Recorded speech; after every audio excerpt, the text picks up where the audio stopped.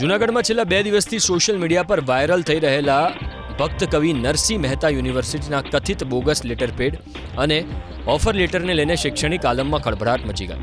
સમગ્ર મામલે યુનિવર્સિટીના કુલપતિએ જૂનાગઢ સાયબર ક્રાઇમ પોલીસમાં લેખિતમાં જાણ કરી.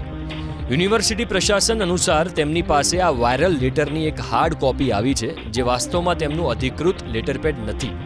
કોઈ એજન્ટ કે અસામાજિક તત્વોએ જીકાસના ઓફર લેટરમાં છેડછાડ કરીને વિદ્યાર્થીઓને ગેરમાર્ગે દોરવા આ નકલી પત્ર તૈયાર કર્યો છે. કુલપતિએ દાવો કર્યો છે કે લેટર પર દેખાતી સહી મારી કે યુનિવર્સિટીના કોઈ સક્ષમ અધિકારીની નથી.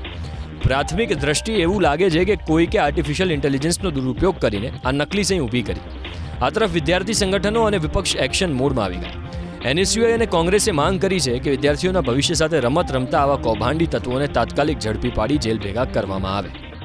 જૂનાગઢમાં છેલ્લા 2 દિવસથી સોશિયલ મીડિયા પર વાયરલ થઈ રહેલા ભક્ત કવિ નરસિંહ મહેતા યુનિવર્સિટીના કથિત બોગસ લેટરપેડ અને ઓફર લેટરને લઈને શૈક્ષણિક આલમમાં ખળભળાટ મચી ગઈ. સમગ્ર મામલે યુનિવર્સિટીના કુલપતિએ જૂનાગઢ સાયબર ક્રાઇમ પોલીસમાં લેખિતમાં જાણ કરી. યુનિવર્સિટી પ્રશાસન અનુસાર તેમની પાસે આ વાયરલ લેટરની એક હાર્ડ કોપી આવી છે, જે વાસ્તવમાં તેમનું અધિકૃત લેટરપેડ નથી.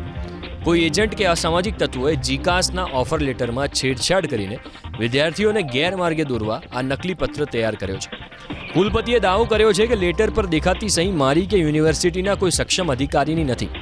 પ્રાથમિક દ્રષ્ટિએ એવું લાગે છે કે કોઈકે આર્ટિફિશિયલ ઇન્ટેલિજન્સનો દુરુપયોગ કરીને આ નકલી સહી ઊભી કરી. આ તરફ વિદ્યાર્થી સંગઠનો અને વિપક્ષ એક્શન મોડમાં આવી ગયા. એનએસયુએ અને કોંગ્રેસે માંગ કરી છે કે વિદ્યાર્થીઓના ભવિષ્ય સાથે રમત રમતા આવા કૌભાંડી તત્વોને તાત્કાલિક ઝડપી પાડી જેલ ભેગા કરવામાં આવે.